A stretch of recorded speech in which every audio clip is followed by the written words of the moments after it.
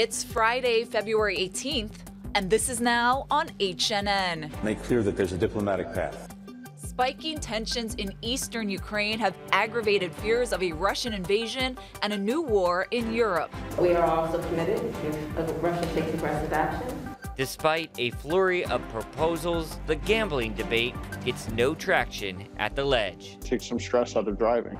Some of today's vehicles can accelerate, brake, and steer on their own. But are these safety features leading to more distraction? I'm Naomi Ruckham with the results of a new study. We are being very well represented by our local boys. These stories plus a preview of UH Baseball's season opener. That's coming up on This Is Now.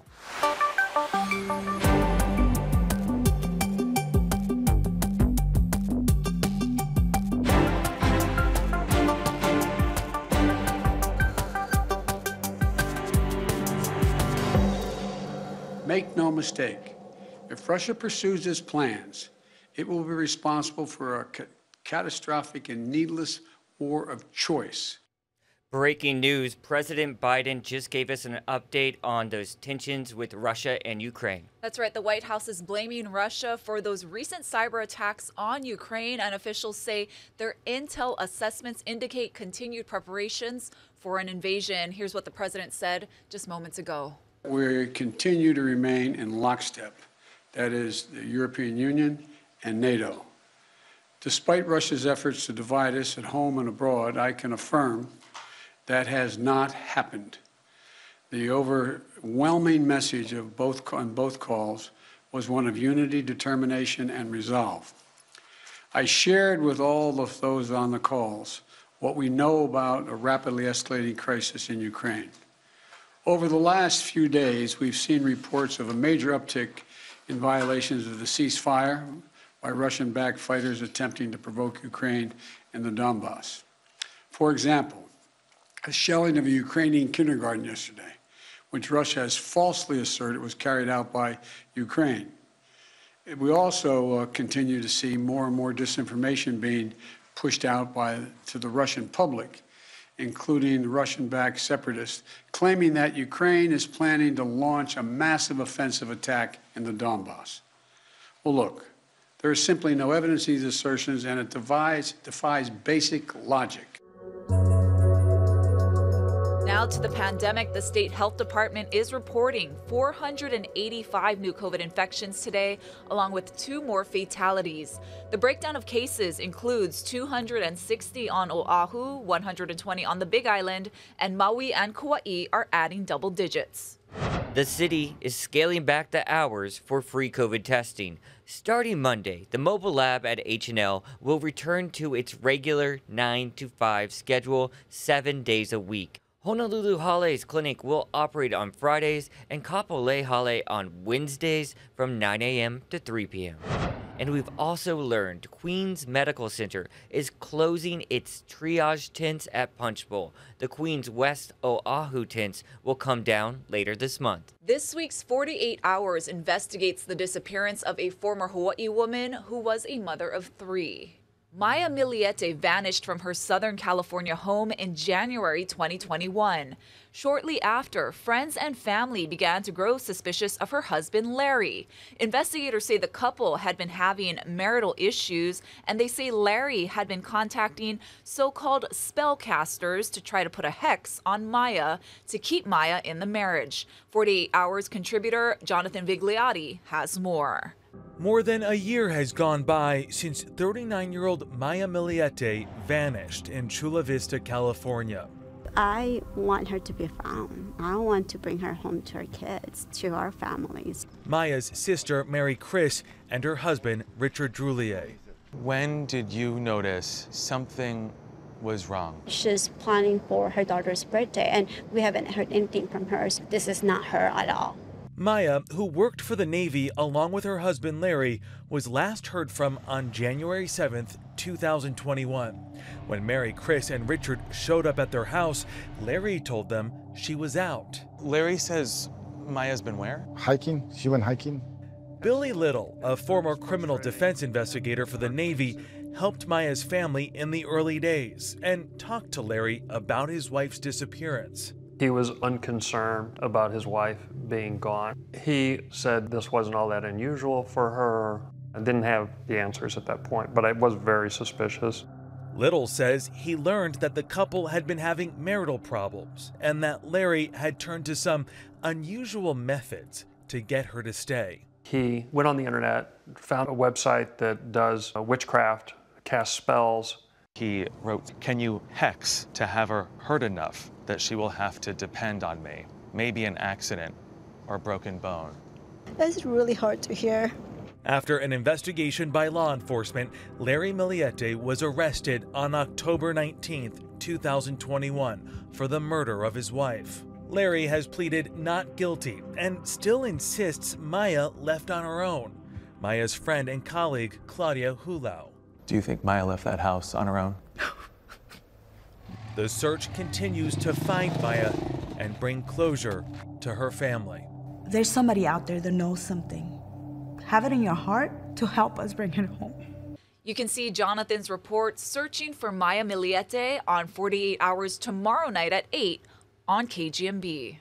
A multitude of bills aimed at legalizing gambling in the state died at the ledge, with many failing without so much as a hearing. One proposed bill would have provided $500,000 to the Department of Hawaiian Homelands to study how much money a casino could bring into the state. Critics of the bill testified that gambling would be a gateway to other illegal activity. Other bills that died would have legalized sports betting. Despite the measures failing, many of them are likely to resurface in the next session.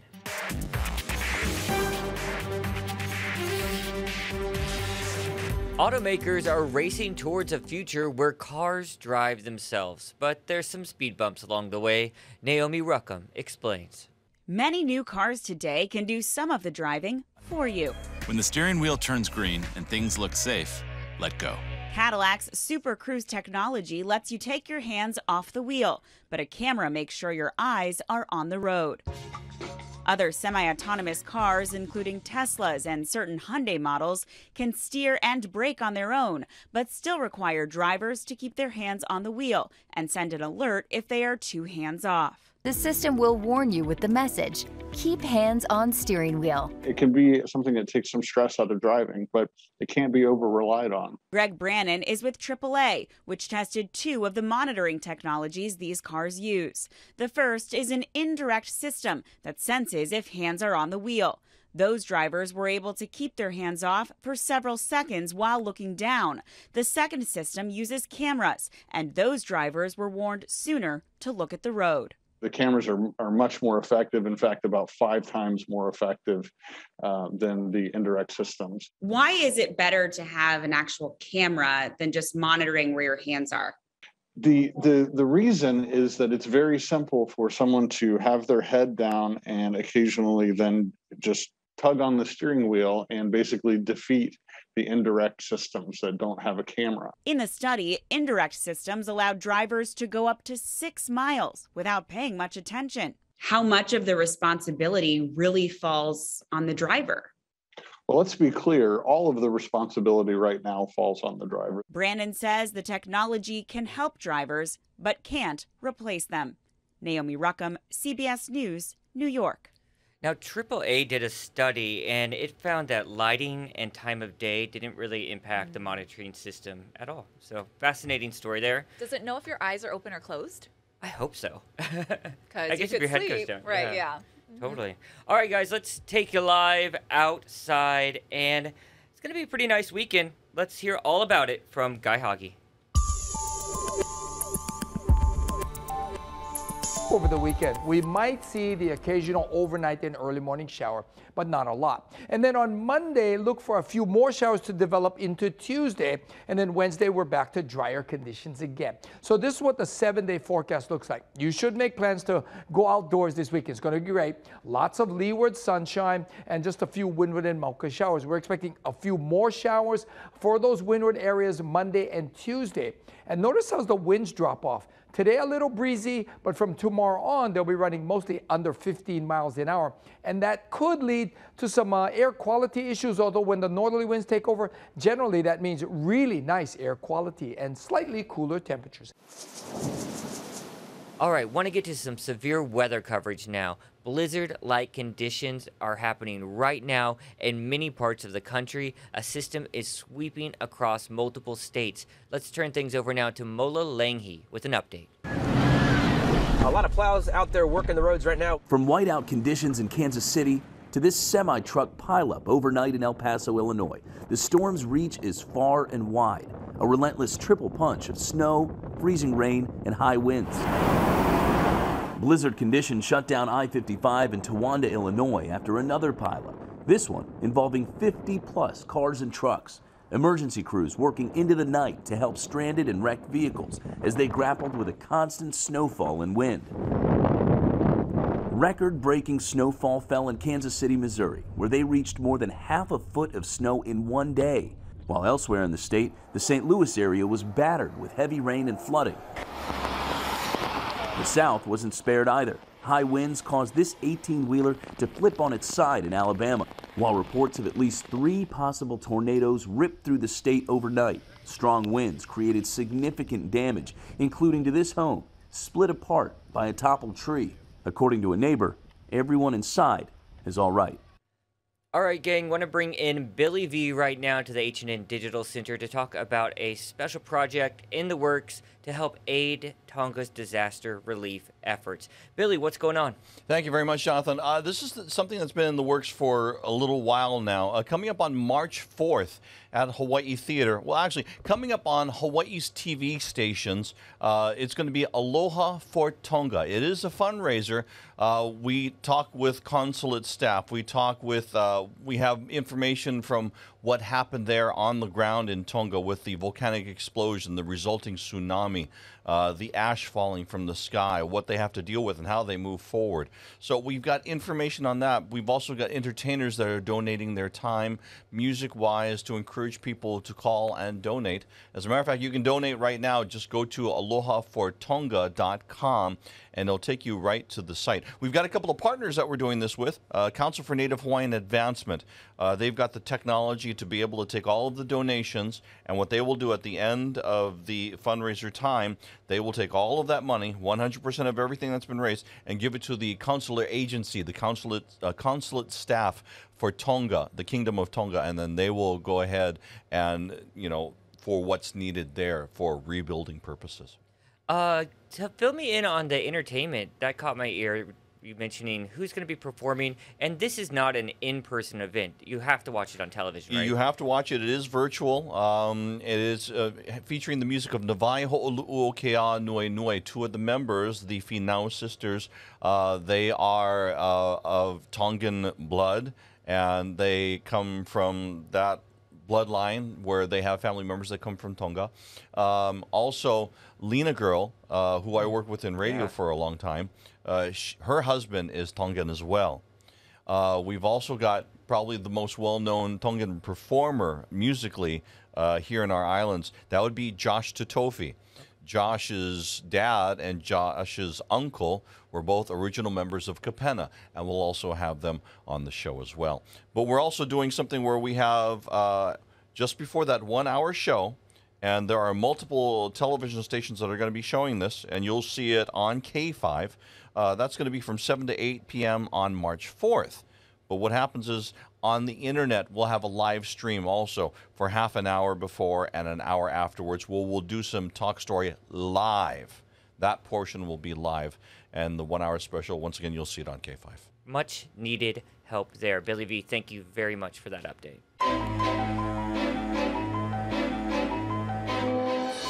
It's time for another Olympic update. Let's take a look at that medal count heading into the final weekend of these Winter Olympics. Norway continues to pace the field with a big lead both in overall and gold medals. The U.S. has been sliding down the leaderboard in the past few days and now stands at 5th in overall medals with 21. American skier Michaela Schifrin was on the Today Show this morning talking about her Beijing Olympic experience. It was not the performance she was hoping for, as she failed to finish in 3 separate events. Well, I'm feeling okay. I mean, there's been a little bit of overarching feeling of disappointment this games for me, performance-wise, but I keep looking back on the races that I've done and actually how happy I am with the way that I skied for the amount that I made it in the course and just how I've been skiing this whole time. It's been really fun if I can kind of get past the idea that I did not achieve performance-wise what anybody might have thought or the goals would have been or expected. So I woke up this morning and we went out and trained some team event, and I got to train with my teammates, with Paula and Tommy and River and AJ and Luke, and we're going to go out and race one more time tomorrow. And I don't know, I'm excited. And I think it's going to be a really fun day, despite certainly an overarching feeling of disappointment for my personal games. Coming up today in Olympic coverage on KHNL, Americans are among the favorites for gold in both the 2-woman bobsled and the men's free ski halfpipe events. Also, the short program for pairs figure skating. Our coverage starts at 2:30 this afternoon in the Olympic zone. The Rainbow Warriors baseball team opens their season today. Kyle Chinin has a preview. For just the 3rd time in the Baseball's history, a new era will begin for the program as head coach Rich Hill begins his tenure in the Rainbow dugout. And according to Coach Hill and his players, it's shaping up to be electrifying. Everything we do is full of energy, and we really hope that that bleeds out once games start. I want to prove to the whole country that, we're going to make some noise this year. Come on out, the sun is shining, a little bit of the Manoa mist. And I think it's going to be an exciting round of baseball, man. I'm fired up. The Rich Hill era begins with a 4-game series against the Cougars out of the Pac-12 Conference. Last facing off with Wazoo back in the 2020 season, the two teams splitting the series at Les Murakami Stadium. A good first test for the team as they try to define their identity. We're going to use this first month to really find out, who we are and where we're going. Starting on the mound on opening night will be Pearl City's Cade Halemanu, moving into the Friday ace spot this season. Along with Halemanu, the Bows boast 26 players with ties to the islands, something that hasn't been seen in recent years. The keiki of Hawaii, the fans of Hawaii should be very proud, that we are being very well represented by our local boys. Back then, it wasn't really known for a lot of local boys to be here, but having 26 guys now being from here or having local ties, it's amazing. Despite only beginning the regular season this weekend, the Bows have their sights set on making a championship push. We're trying to go to Omaha. I mean, at the end of the day, that's the goal. We talk about it all the time. When our season ends, can we look back and say that we've given every effort, one pitch at a time? First pitch on Friday night is set for 6:35. The game will also be televised on Spectrum Sports. Reporting from Les Murakami Stadium, Kyle Chinen, Hawaii News Now. And more baseball news people are talking about. There's been a delay for spring training. Yep, I was supposed to be there next week for MLB spring training, and that's because of those ongoing contract talks. Breaking news, we have it on our website right now. All right, let's see what else the internet is talking about today. Peloton is riding into the gaming business. The exercise equipment company launched Peloton Lane Break, a new workout that combines gaming-inspired fitness and content with music. Riders control an animated wheel. Oh, I see it there. And this, again, is called Lane Break. They must watch and match cues given on their bikes and tablets. Players control the game with the pedals and resistant knob on the bike. Very cool. Yeah, have you heard of Beat Saber. Oh my gosh. That's what it reminds me of, kind of like the gaming / exercising. Yeah, I thing. wonder if they'll get into like a VR version for Right. Peloton too. They Yeah. should. Mhm. I love Beat Saber. Yeah. If you guys don't know what it is, it's this virtual reality. You have these sticks in your hand, and you're basically like playing drums to music, but it's a good workout. Yeah, and you really get to make fun of your friends if you're watching them. Yeah. And especially if you're watching me, because I have no rhythm. I would love to. I need to see that. We'll bring it in. Well, we're sticking with the fusion theme. Sports and high-end jewelry are coming together with this, no joke, Tiffany's limited edition Blue Wilson basketball. That's right. In celebration of the NBA All-Star Weekend in Cleveland, the basketball is a collab between Tiffany's artist Daniel Arsham, whose hometown is Cleveland, Wilson Basketball, and of course the Cavaliers. So it's up for sale in limited numbers at the Cavs stockroom. In case you're interested, it costs $575. No thanks. Yeah, pass. But that is one of my favorite colors in the world. So actor Jonah Hill is on an extended romantic getaway in Hawaii with his girlfriend, Aw. Sarah Brady. Now, the California surfer is also an aspiring lawyer, and she posted a photo at the UH Law School with the caption, "Goals." The couple has been here for about a month, and they also spent some time on Kauai touring the Nepali coast and catching waves in Hanalei. Oh, great Valentine's Day trip for Oh, them. yeah. All right, guys, we saw some very interesting fashion choices during the pandemic, and there's this kid in Arkansas that's got a very unique look. Meg Oliver introduces us to him.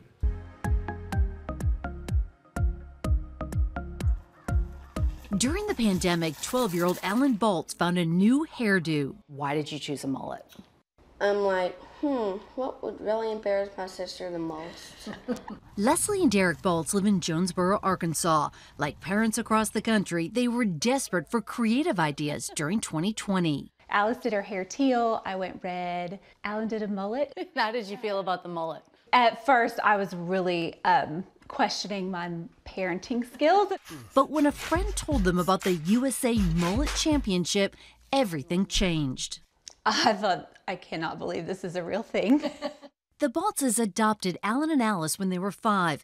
Alan would only enter the contest if he could donate the $2,500 prize money to foster care. I was in foster care and I know completely how it feels, and who will waste $2,500 on something not so important. The community rallied around him, adding thousands more. I thought we had a chance to be near the top. But the kid sporting the cool shades and fresh suit won the illustrious title USA Mullet Champion. If you had one wish out of all of this, what would it be? No more kids being in foster care. Meg Oliver, CBS News, Jonesboro, Arkansas. Oh, got me choked up there at the end. know. Are Oakley's back? Like, Yes, I think they yeah, are. with Yeah. that kid was wearing them, and then the The baseball, baseball player? Yeah. Yep. Wow. I've noticed that too. Flashback I Friday, know. for real. Yeah. So if you're looking for some good family fun this weekend, the City and County of Honolulu is offering 2 free screenings of Moana in Hawaiian. Now, the Office of Culture and Arts is presenting the film to celebrate Mahina Olelo Hawaii Hawaiian Language Month. Now, the viewing dates and times are tonight at 6 p.m. at Mission Memorial Auditorium and next Thursday, February 24th, same time, same place. It's first come, first served, and seating, of course, is limited. And if you're looking for a movie snack, here is best option for you probably this weekend, because Girl Scout cookie season has begun. More than 500,000 boxes were distributed at Aloha Stadium this week. There's 12 flavors this year, including the newest. You see it there, Adventurefuls. It's a brownie-inspired cookie topped with caramel flavored cream and a hint of sea salt. Sounds great. I need my Thin Mints. Yeah, well, those aren't my favorite. I like the Do-si-dos. You guys, that's going to do it for This Is Now Olympic Zone, coming up at 2:30 on KHNL, and we're wrapping up those Olympic Games this weekend. Have a good one. Happy Aloha Friday.